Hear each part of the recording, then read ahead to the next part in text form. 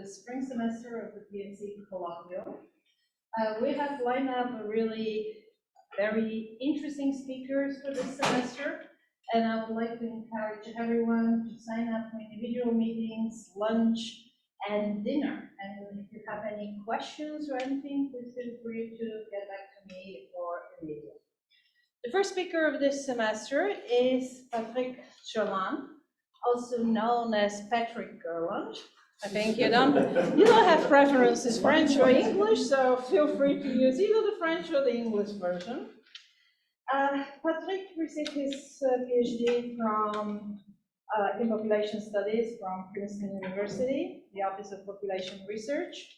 He's the chief of the Population Estimates and Projections section of the Population Division within the United Nations Department of Social and Economic Affairs. He oversees the preparation of technical and substantive reports on population estimation and projections published by the UN. And I am ready to bet that actually almost everyone sitting in this room has cited Patrick's work in papers.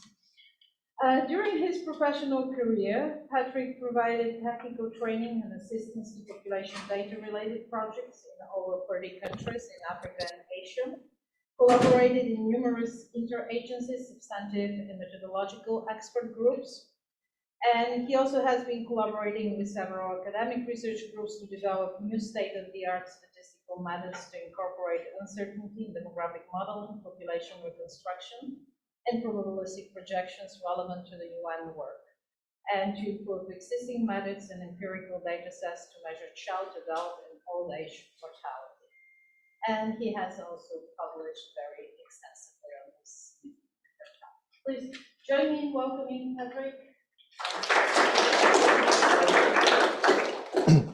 Thanks for the invitation to present some of this work, and as I will show, it's a collective work. This is a type of activity that no one alone can do. You have to deal with 237 countries, so you have to deal with a lot of problems, and more problems than you have eventually time and solutions. So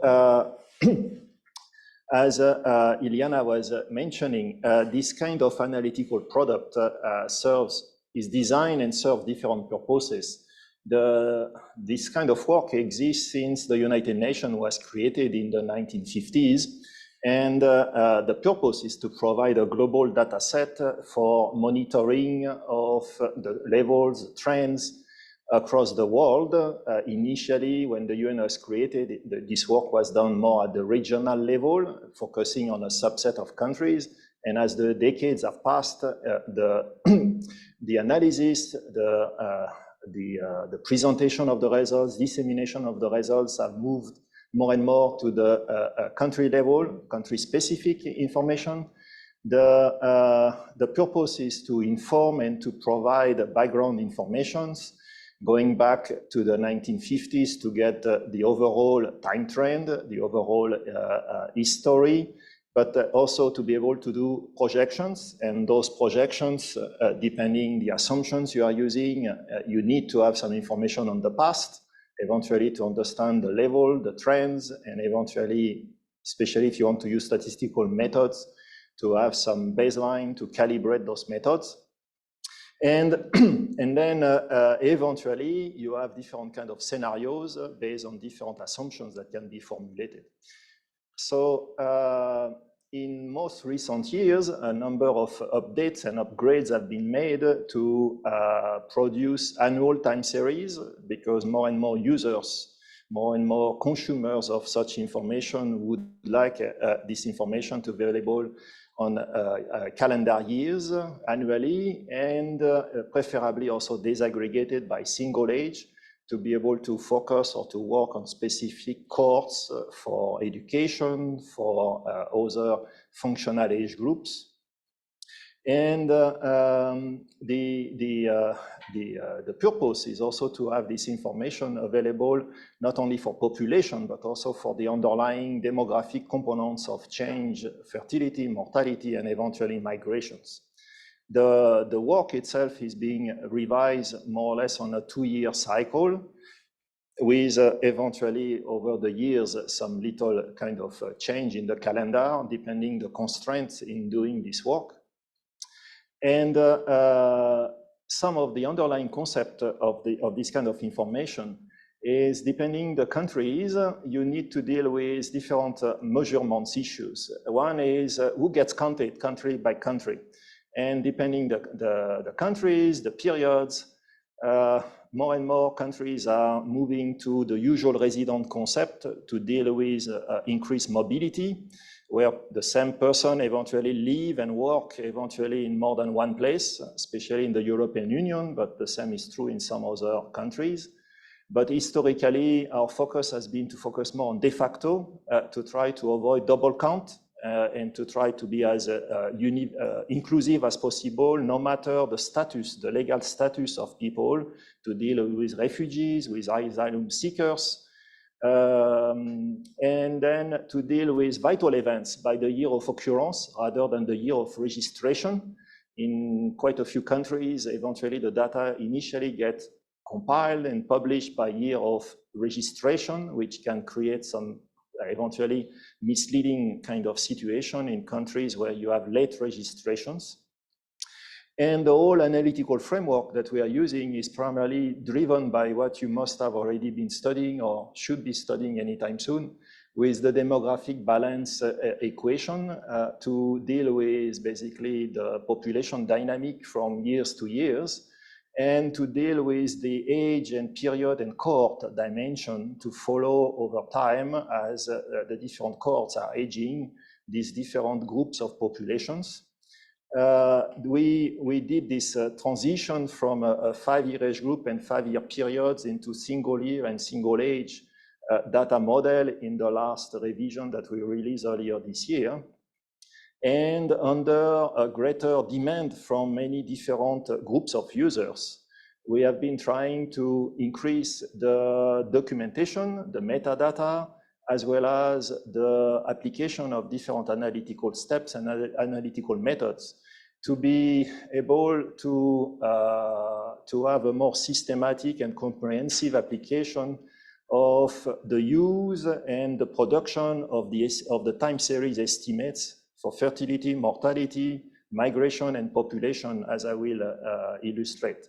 You have on the website of the United Nations, you have a couple of methodological reports that are available that gives you more technical details. You have also some online data set that provide this kind of metadata in a codified form if you want to get more country-specific details of some of the underlying sources of information. But I want to illustrate a couple of typical kind of situation or challenges that comes with just trying to use the existing data and then later on to fill in data gaps.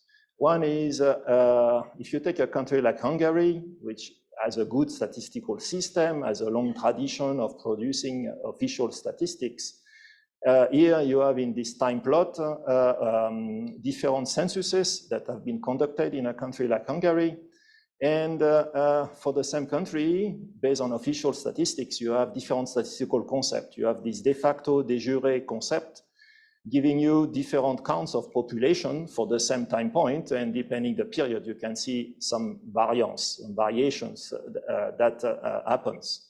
And then you have the national authorities publishing, reporting official population estimates and projections after each of their respective censuses. And the challenge that many countries, including in this case the UN as well, face is when it comes to doing projections after the last census, you need to make some assumptions about, in this case, migrations. The births and the deaths in a country like Hungary are well measured, but you still need to kind of make assumptions of what to expect in terms of migration. So when you look at a situation of a country like Hungary, up to a certain time period, the population was growing. Then at a certain point in the 1980s, population kind of reached a peak and started to eventually decline. And then the migration component also happens with the historic context. And the next census comes in, and you can see basically that the national projections were somewhat off. And then the next census comes in, the national authorities had anticipated somewhat of a kind of departure of people, and then the next census comes in the 2000, and you can see that there was a bit kind of overestimation of the departures. So this is the typical challenge that almost every country faces with trying to predict, even on a 10-year window, especially on the migration component, what to expect. The same situation happened for virtually every country of the world in different ways based on the different sources of information. And the challenge after is, years later, if you want to have the best possible time series of population and demographic trends, you need eventually to reassess all of this data and to eventually re-estimate a more consistent and coherent time series that are as coherent as possible between the demographic components. And that means eventually to even revise some of the historic estimates, because eventually they were off when they got produced based on incomplete or eventually inaccurate assumptions. In the context of the world population prospect, because this kind of global exercise has been happening since the 1950s, there are by now several dozens of revisions of projections for most countries of the world. Here in this illustration, I have from 1998 to 2022, several of these more recent revisions. On the left side, you have the total population. On the right side, you have the average number of children ever born. And basically, from one revision to the next revision, how much changes have happened in terms of trying to predict future populations versus future fertility trends. In the case of a country like Canada, the fertility, of course, is measured and the predictions are more kind of narrow. The range of uncertainty is more kind of limited. But in terms of long-term projections, you still have eventually some variations over time as eventually you make different revisions of those assumptions, whether fertility, in the case of a country like Canada, will stay stagnant or will eventually recover or not, and up to which level. Country like China, as you have seen in recent news, you have eventually start to have a population stagnation or decline. And these are eventually some of the implications of the recent changes or not of the fertility level in China on the right side, the implications of whether you assume that the current low fertility will stay forever constant or will eventually recover partially, and what it means in terms of population change on the left side. But under all of these different past revisions, as you can see from the population up there, yes, you can see up there, all of this population basically peak. The question is more when the peak is happening, whether it has already happened or it's happening anytime soon.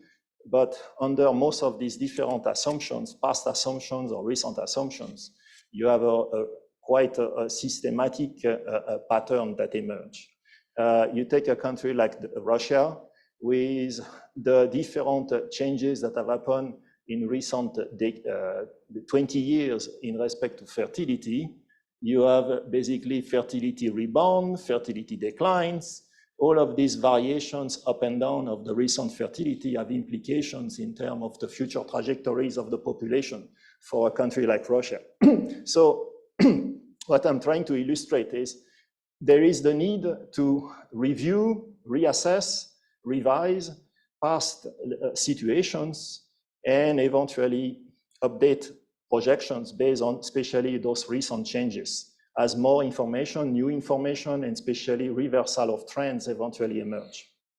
So the demographic balancing equation that we are using is the key kind of analytical framework that we are using to go from one population to the next population, taking into account the demographic dynamic year after years.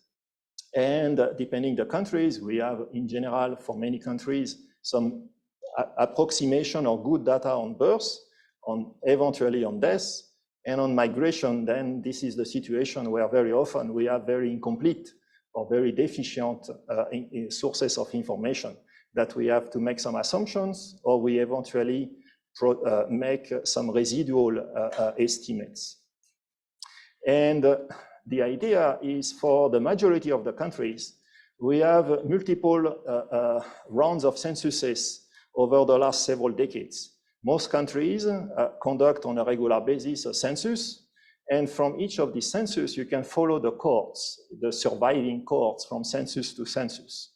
You can, using either the vital registrations on births and deaths, or some assumptions based on surveys, you can basically go from census to census with fertility and mortality information to reconstruct the birth cohort or the population cohorts. And you can compare this reconciled information with the enumerated censuses.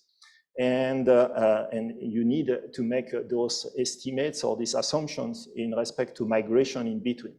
So we use this kind of relatively classic demographic methods to assess, validate, and if possible, reconstruct and reconcile both the population censuses together with the full demographic dynamic related to fertility, mortality, and migration, census after census. Here you get, as an example, the situation of a country like Sri Lanka, where you have 3 of their earlier censuses, the 60s, 70s, 80s, and 2000, before the part or during some of the civil war in the north.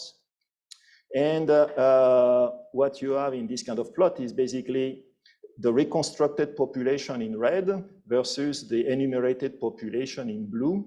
And it's to illustrate basically that it's possible, going from a baseline of 1950, you can basically reconstruct the full demographic dynamic census after census and follow the demographic levels and trends, including in the size of the different population cohorts. One of the challenges that national authorities, in some cases, do their own population projection or their own population estimates. And some of the statistical offices eventually do use very simple methods. In this case, for example, the Statistical Office of Sri Lanka did in some very simple application of taking the last census, in this case in 2001, and then they just prorate proportionately the age structure and keep the age structure constant. If you do that, it's very easy to do. In official statistics, it's a very simple kind of method to just proportionately rescale a distribution. The problem here is that when you have demographic changes, in this case, the cohort are changing because of the fertility decline, this is very misleading. And you get basically this mismatch between having your population changing over the years as an effect of the full demographic transition versus keeping your age structure constant and assuming basically that you just have a proportionate rescaling of your age structure. This kind of situation, unfortunately, is not uncommon in various countries where some of the people involved in producing some of these kind of estimates don't have necessarily always the training or the application of the cohort methods to some of their demographic data. So when we do all of this exercise, we need to have for every country of the world a base population, a starting population, and then we need to have information on fertility, on sex ratio at birth, on mortality, and if possible, on migration. And to have this all, as much as possible, disaggregated by sex and by age. And in the latest revision, because we do all this by single age, we need to have it in one way or another, either available by single age or disaggregated or graduated into single ages. And how do we do that? First, over the years, we have compiled and consolidated various sources of data that are publicly available. About historically, since the 1950s, you get over 1,700 censuses that have been conducted worldwide. You get over almost 3,000 surveys, demographic and health surveys that have been conducted worldwide. And for about 170 countries, you get some statistics on birth and death registration, but not necessarily for every year, but for some periods of time, depending the countries. And then all of this data comes in different forms, different shape. Historically, the UN, when the UN was created, you have the statistics division of the United Nations that was created.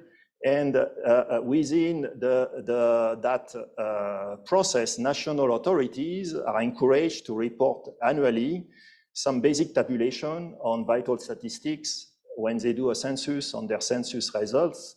So the primary source is the demographic yearbook of the United Nations that national authorities eventually provide or report. The problem is many countries don't always report some of the information, or if they report some information, not always disaggregated by age, by sex, in the way that is most needed.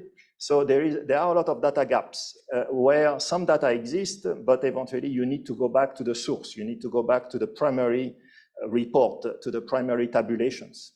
And then you have additional data sources that are global data sets, global data banks, like the Human Mortality Database, the Human Fertility Database, Eurostat, you have public use microdata from IPUMS, from DHS, and so on. So it's a mixture of sources that exist, and depending which country and which component of change you are focusing, either you are able to get easily all of this data nicely in one single place, or you need to do a lot of hunting and extracting and transformation of all this data into a form that you can use for analytical purpose.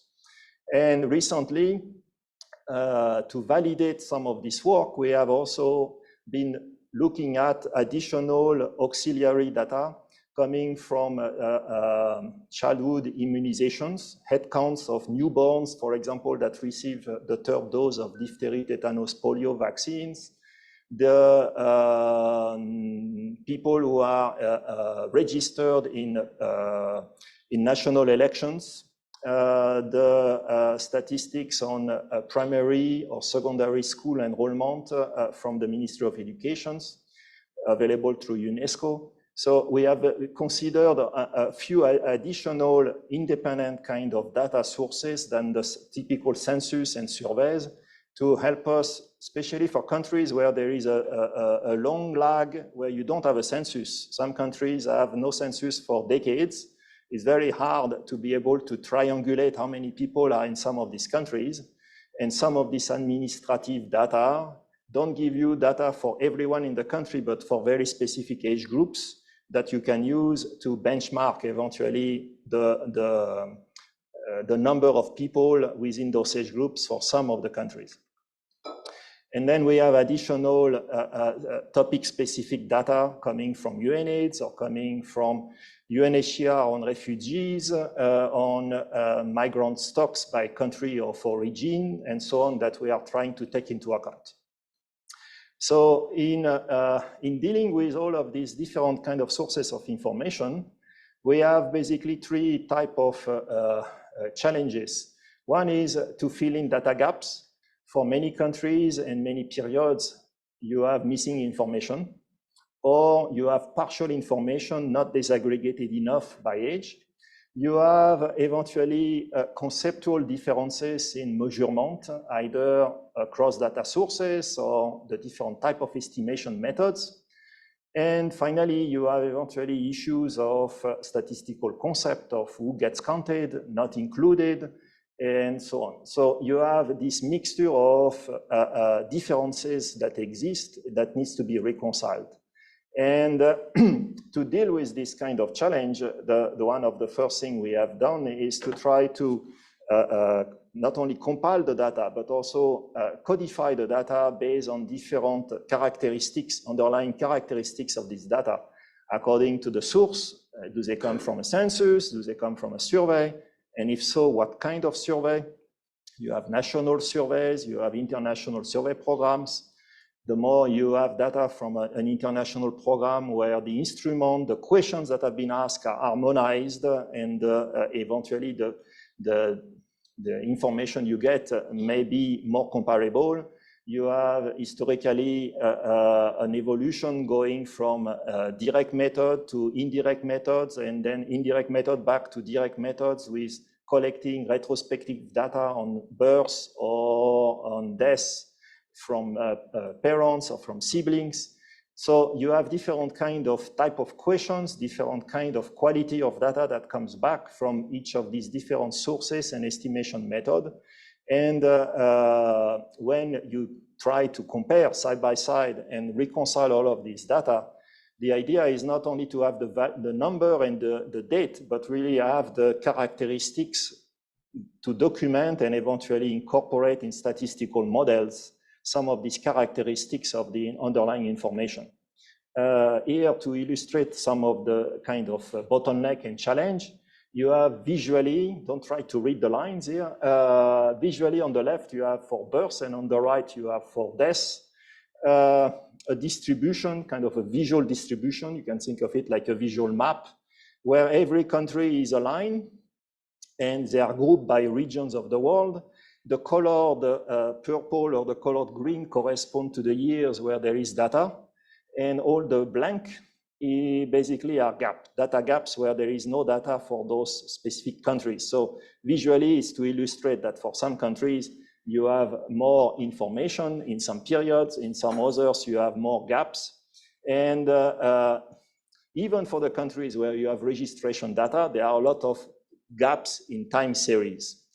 That's the primary purpose of this kind of visual plot.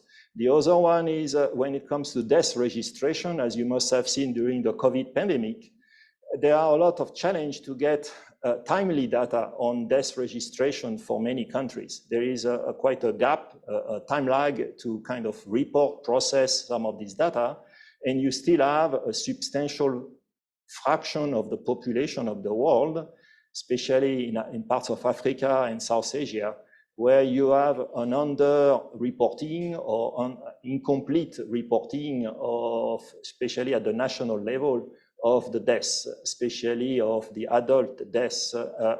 So this creates additional bottleneck that you need to take into account. And when it comes to population census themselves, not all countries have been able to conduct on a routine basis censuses. So here you have in red, dark red or orange countries that have conducted the least number of censuses since the 1970s. And here in dark blue, the ones that the year since, how many years since the last census. So dark blue is countries that have done recent censuses. In red, in this case, these are the countries where you have no census for at least 20 years or more. So you have a small number of countries where you don't have census for many decades.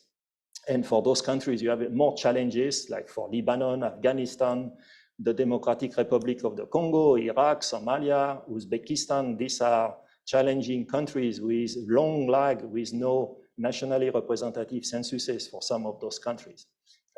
Overall, for the majority of the countries, you do get data up to recent years, but there is always a time lag of at least a couple of years before the time you get the census and you get the results of this census.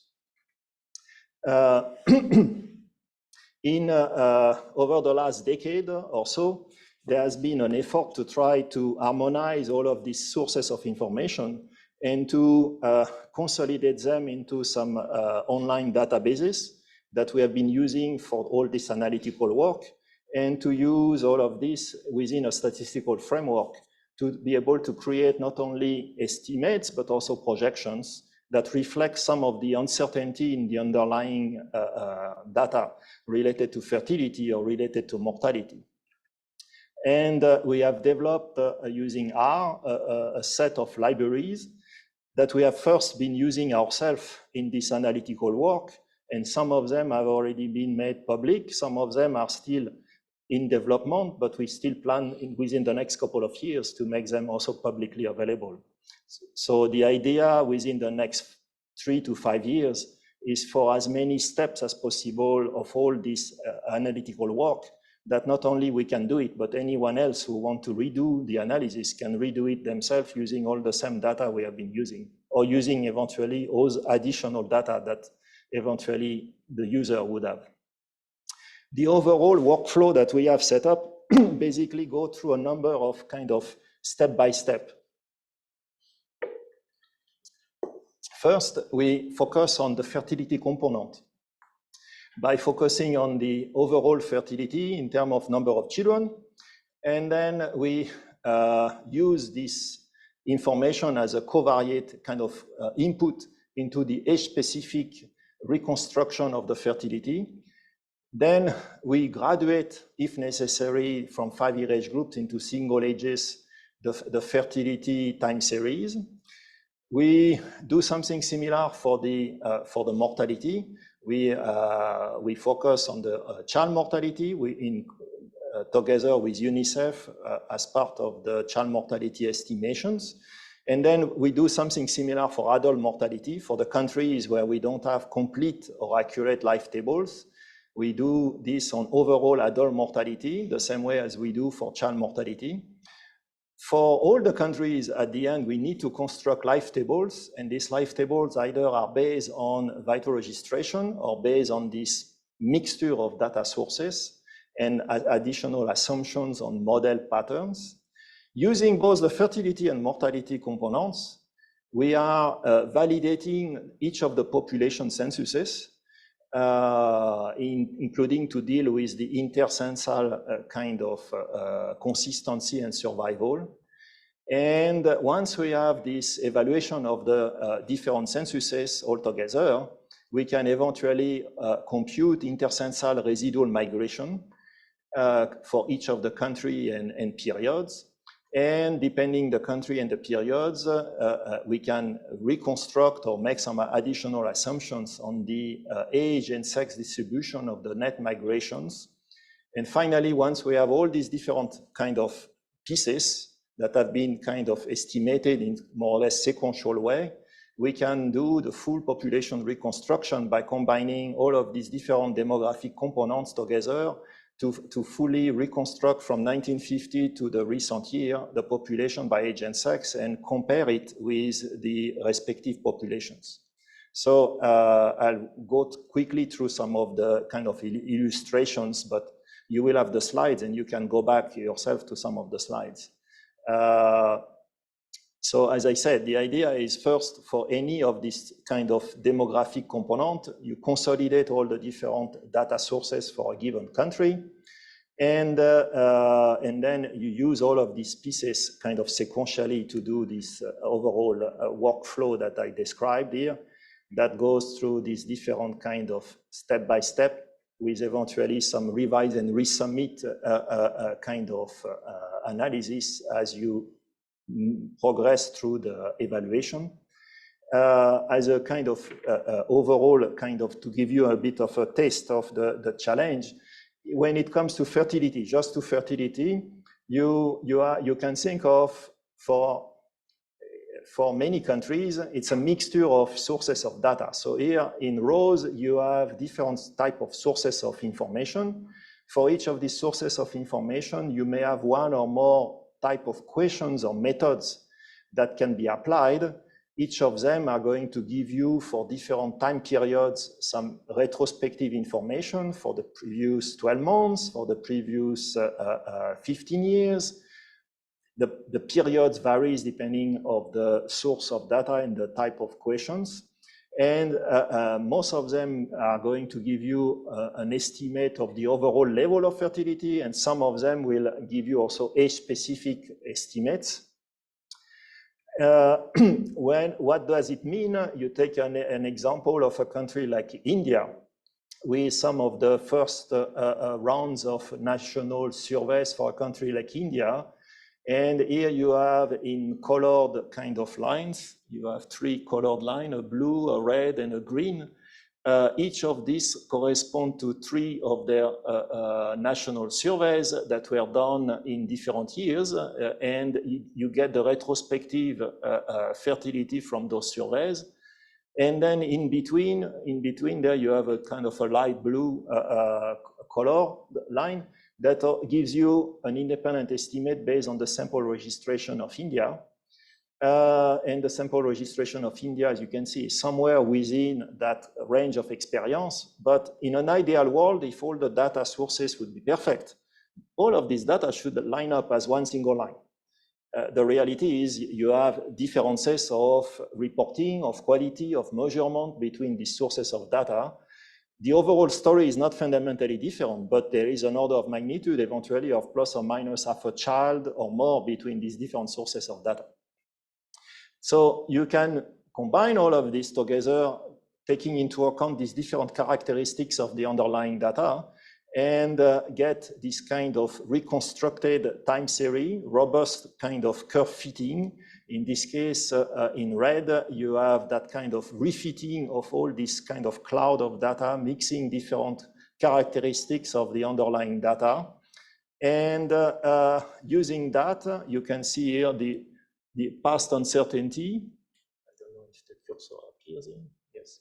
So here is the past uncertainty as you go back to the 1950s, because you have limited data, you have greater uncertainty. In more recent years, where you have more data that are closer to each other, you get less uncertainty. And then you get the projection eventually trying to reflect some of the future uncertainty, not only based on the country, but also based on the experience of other countries under similar conditions. The same exercise can be extended, as I mentioned, to the age-specific fertility. So here you get the same thing as for total fertility, but you get by age groups. For the age group 15-19, 10-14, 45-49. So for each age groups, you can do similar kind of analysis, reconstruction, eventually extrapolation, forward, backward, and you get a reconstructed time series from 1950 to today by 5-year age groups. You can get it year by years. This is the age profile for different years. And then you can graduate this into single ages.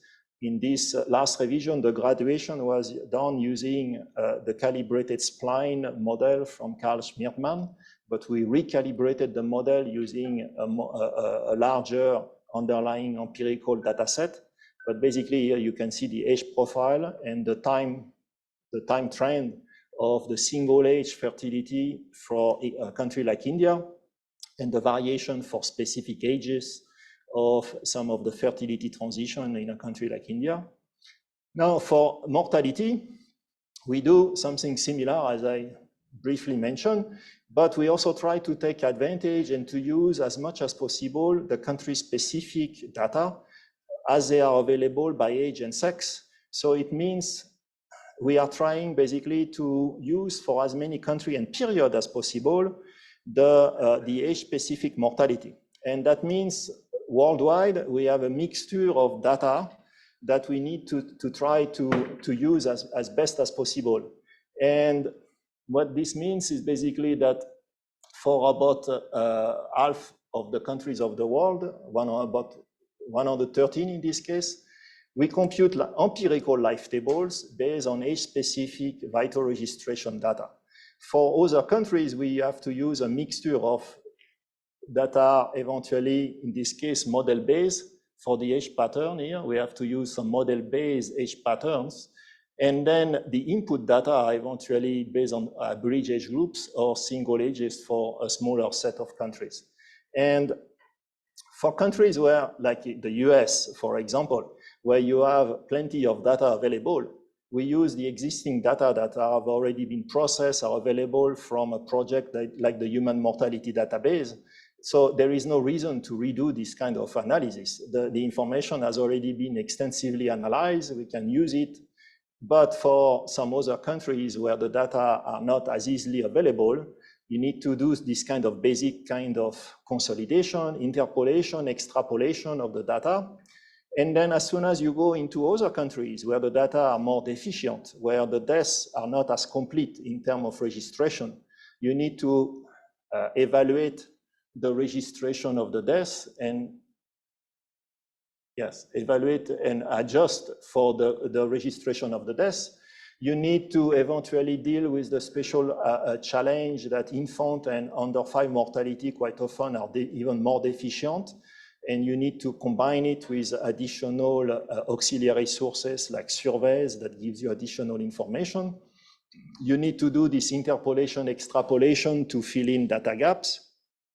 And you need to pay special attention to the old age mortality, because for many countries and periods, the data at those older ages are even more deficient and needs further inspection, as I will illustrate. And to quantify the kind of landscape in terms of data quality availability, here you have some kind of count of country years on average, where for those group of country, you need basically to do some of this kind of interpolation or extrapolation using variations of the Lee-Carter method to fill in basically some of these data gaps. You cannot just rely on the observed data. You have to do some additional imputations. And for some subset of countries, especially some of the emerging economies, you have eventually in more recent decades data available that can be used with reasonable minimal effort. But as you go back in history, in the 1950s, 60s, 70s, 80s, many of these countries either didn't have national registration or had very deficient registration. So you need to do additional kind of mixed method where the earlier periods are based on model life table assumptions and summary index of mortality. And then you need to kind of blend the two between the more kind of stronger assumption, more model-based kind of data to the more empirical, detailed information in recent periods to get this kind of more continuous kind of mortality surface. In terms of time coverage, this kind of bar chart or kind of distribution with rainbow colors, the colors here correspond to the different regions of the world. And the time plot here is to illustrate the years for which we have no vital registration data. Among the countries where we use registration data, these are the years where registration data are not available. So obviously you have kind of two sides to the story. You have the earlier decades where you have deficient or missing data versus the most recent years where you have a time lag where in principle, sooner or later, data will become available, but they are not available at the time when you need them. So you have usually the last 1 or 2 years with some data gaps. And what I was trying to describe with this kind of hybrid mixed methods is this challenge for a country like Israel. You have in recent decades, since the 1970s, 80s, high quality vital registration that are part of the human mortality database. But from the 1950s to the 1980s, the human mortality database doesn't give you any ready to use data. What you have instead is you have to go back to the original sources and you have to evaluate them, eventually adjust them and deal with this kind of blending or reconciling earlier levels and trends with more recent periods, and dealing eventually with more kind of errors at older ages in some of the age groups for the reporting of the quality of the data. You have this kind of challenge with if you do extrapolations. On the top left side is if you do extrapolation using Lee-Carter kind of log linear back extrapolation versus on the bottom right, if you use model life tables with index of mortality like child mortality and adult mortality, you expect the mortality patterns to have a more kind of gradient transition rather than a pure log linear on a 30 years window.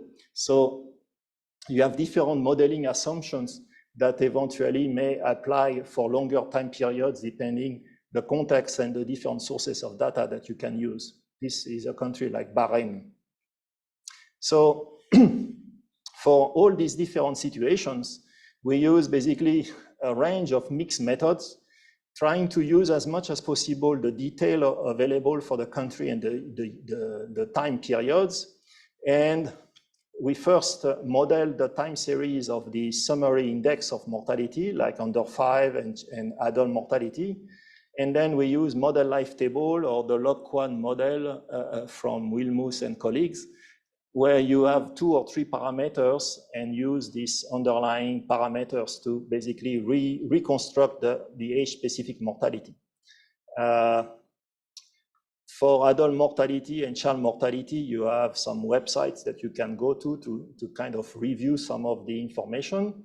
I can skip some of this detail, but with adult mortality, even more than child mortality, you have big challenge to validate to what extent the direct measurement of some of this information is consistent with what you would expect. And the challenge for some countries is that the adult mortality data coming out from some of the surveys or censuses sometimes is severely underreported. And you can see that eventually through kind of cross-validation. Here is a kind of type of comparison plots that we are using. Here, for a country like Bangladesh, you can take the under 5 mortality. In a vertical axis, you can put the adult mortality, and you can, these plots are quite busy, but basically what you have in diagonal are a set of colored lines that correspond to the relationship from model life tables. And then in the background, you have a cloud of points. Some of them are gray. They correspond to the full experience of the human mortality database. And you have some bluish dots that correspond to the experience of all the HDSS, the health demographic surveillance sites. And what you see is basically that in principle, you expect, obviously the model life table have been calibrated using this kind of underlying data. So the relationship are quite consistent overall with this underlying historic data. And then you, on top of it, here, all these different kind of symbols correspond to the different sources of empirical data for a country like Bangladesh, coming from surveys, coming from the registration systems. And eventually, you can fit some underlying curve through this data and get an overall kind of level and trend by sex, going through the cloud of the mortality experience between children and adults. That in a country like Bangladesh is quite consistent overall, except for a few data sources that are kind of outliers and are suspicious in terms of quality based on specific household deaths. But overall, there is a kind of an overall coherent experience through the mortality historical mortality experience. If you do the same for a country like Indonesia, what you end up seeing is basically that some of these data that are out of the whole cloud of experience here are kind of standing out outliers that at a given level of under 5 mortality in a country like Indonesia, the adult mortality that came out of these surveys is much, much, much lower compared to what you would have expected based on everything else you know from other countries. And this is what is visible as well when you look at these time plots. You get basically these empirical observations versus what you would expect based on these kind of other sources of data that gives these higher levels of adult mortality. So for various countries, these kind of challenges, unfortunately, are quite common. And it means you cannot always use directly all the data that exists. You need first to evaluate the data and eventually adjust or use stronger assumptions with some of the data. For old age mortality, I have some more details that you can review at your own pace after this presentation. But one of the common challenges is basically that as you look at older ages after age 60, 70, 80, depending the years, depending the countries, you are going to see all kinds of unexpected crossovers where either the mortality rates are declining at higher ages compared to some of the rates that you would expect if you do an extrapolation. If you fit a mathematical function like Gompertz or McEham or Canisto, you expect the mortality rates to keep increasing as the age increase overall, while in some empirical data in some years and some countries, you are going to get problems. And then you have the issue of up to which age the empirical data are available In some countries, in some years, like in this case, this is a country like Oman. In some years, the data were available and reported only up to the age of 65. In some others, they were available up to age 100. So when the data are available only up to a lower open age group, you need eventually to make stronger assumption about the expected extrapolation versus you have the data available up to 100, but then these data are very strange and weird and implausible. So you need to have the data is not always a warranty that you can use the data as they are. And in other cases, you need to make stronger assumptions. And this has implications because for many countries where you have registration data, you have the challenge basically that in recent years, you have mortality rate at a certain level. And at earlier years, you get eventually much lower mortality rates, quite often due to problem of reporting of age, reporting or under-reporting of mortality rates. So there is a lot of evaluation and eventually adjustment of some of the mortality rates that are required to be able to reconstruct meaningful and plausible time trend, especially of old age mortality. I will skip this detail, you can look by yourself. In this last revision, one thing that we did was to compile and deal with a lot of mortality crises that have happened in history. This mortality crisis basically can be split into the problem can be split in two dimensions. One is getting the overall total based on a time series of country years, and then age and sex specific distributions. For the major type of mortality crisis, we have distinguished natural disasters and different type of natural disasters. And for political kind of mortality, conflict, battle deaths versus more generalized type of conflict and mass killings. And you have several global data sets that are publicly available from various sources that you can get back the details. And altogether, over the last 70 plus years, we have estimated about 61 million excess deaths due to crises, with about 1/3 attributable to conflicts, about 1/3 to famines, and about 1/3 to pandemics and natural disasters. And the COVID excess mortality is about a quarter of this excess mortality. So you can get more detail through our methodological report and detail of the slides.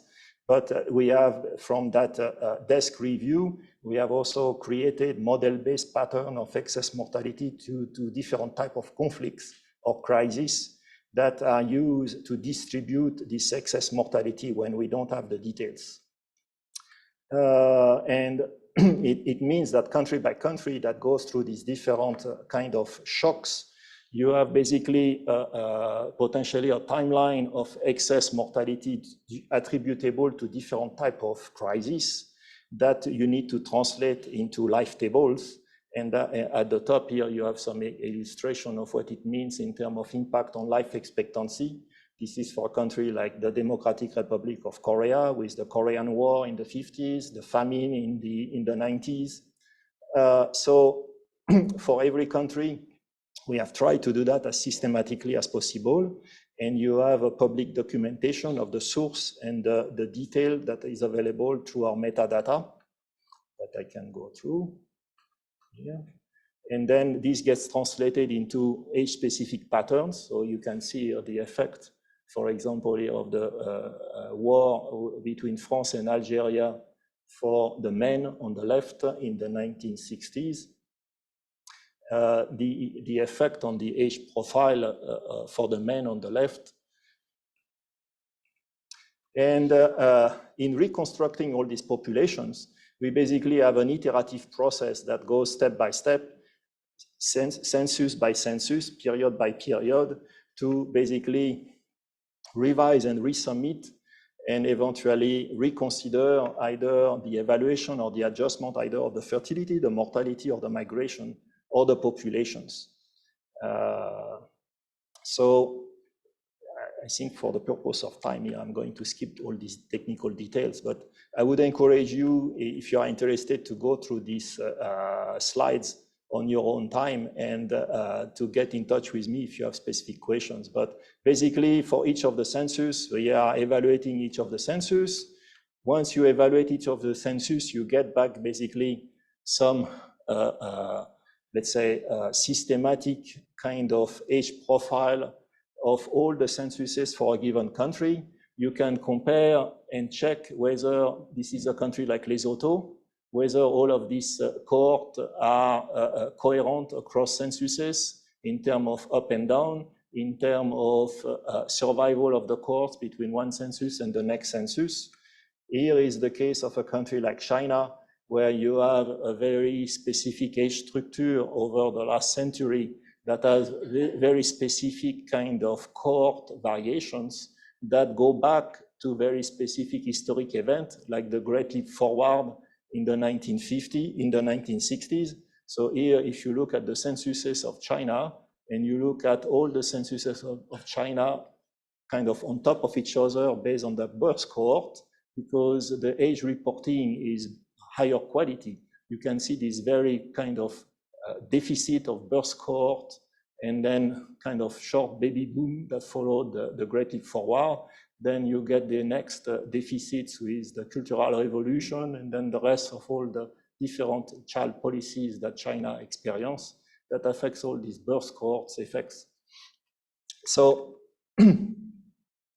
you have all of these kind of technical details available through the presentation. I don't think I have the time to go through all of them, but in a kind of summary, in the last revision and in the next revision, there have a number of updates and upgrades that have been made with a number of underlying data and methods that are available, including through R packages to access some of the underlying data. And if you have specific interest or specific questions, I would encourage to get in touch. You have more, as I said, summary detail of all these results available. And the underlying database that are available, we have basically an open SQL database that is accessible together with a dissemination kind of portal that has been developed. Both of them provide a programmatic API to access and query the data, or you can do it interactively.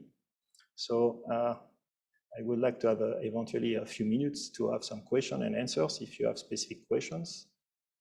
Anything specific that you would like to know a bit more that I didn't have time to explain? But the slides have more detail, and I encourage you to go back to them.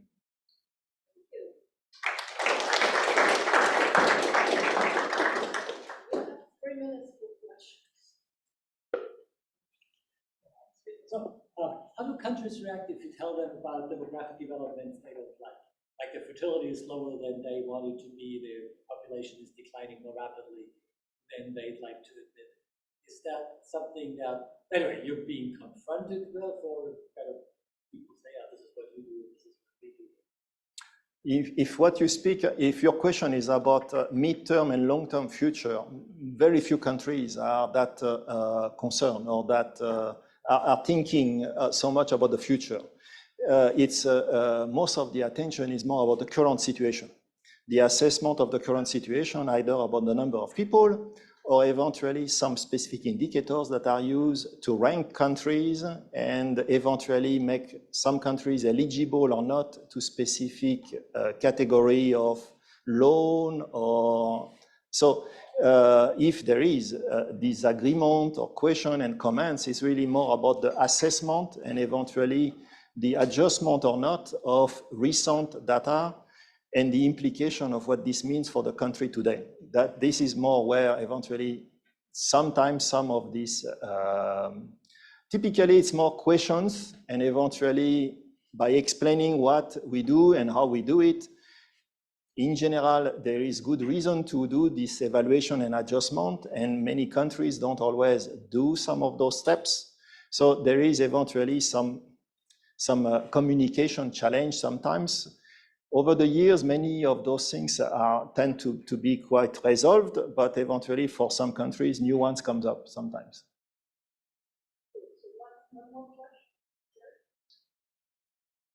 So this is a great, very informative presentation, I think, Patrick. Early on, one thing you mentioned was 10 different variants, 5 of which are variations of fertility, two on mortality, 2 variations of didn't have the 10 really close. What I wondered is why different variants for different basic demographic variables. Is this just history because one type fertility was a dominant concern because of greater variation in fertility than in mortality or migration? It would seem if there were equal variation, you would equal number of variants or something. Okay, so the short answer is there is a mix of legacy and a mix of normative assumptions. Some of them have to do with decomposition. Several of these different combinations actually have been created in the context when you want to do decomposition of the contribution of the different component of change. So when you look side by side to the different components, they are somewhat additive, and you can basically, for the momentum, to measure the population momentum, you need to have at least 3 or 4 of these different combinations and to do them in an incremental way to kind of add each of these different assumptions in one way or the other. So part of it has to do for decomposition of the different factors of the scenarios. The other one has to do with when it comes, the probabilistic bounds that we have incorporated are somewhat recent in the last decade. Before that, the only thing that was done to illustrate the sensitivity of different assumptions was through this normative assumption of plus or minus of a child. So the reason of having more fertility variance is simply because it's very conventional to have this high and low kind of plus minus something, and then you have eventually a constant. So very easily you get you can get 3 to 4 variants for fertility. For mortality, historically, it's a bit more complicated to come up with different variants of mortality. For migration, even more challenging to come up with completely different alternative scenarios. We probably will try to incorporate probabilistic uncertainty on the migration for the next revision. But for the probabilistic bounds, what you get is basically country-specific bounds because every country has a different uncertainty. While with the normative ones, you have deterministic, basically normative assumptions. So if you have specific needs or ideas, please send your wish list about what else you would like to see for mortality and fertility. But the thing to keep in mind is if you look at Statistics Canada, they produce 15 or 30 different, actually they come up with about 120 combinations. So it's very tough as a user if you get 120 scenarios to digest. And the trade-off is to find a balance between getting choice, but also something that at the end people can use. But if you have concrete proposals, happy to take into account for 2024. Thank you.